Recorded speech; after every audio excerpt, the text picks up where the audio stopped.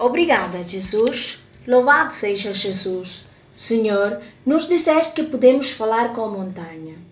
Em nome de Jesus, amaldiçoo aquele vírus, amaldiçoo aquela febre, amaldiçoo aquela tosse, amaldiçoo toda aflição em nome de Jesus. Ó Senhor, assim como o amaldiçoaste e a figueira morreu, da mesma forma, enquanto pela fé amaldiçoei, em nome de Jesus, esta obra do diabo está morta. Agora, em nome de Jesus, e eu a expulso deste corpo em nome de Jesus. Vá e cai no mar que Deus criou para ti e nunca mais voltarás. Não duvide a partir do meu coração, mas acredite, aquilo que disse certamente acontecerá.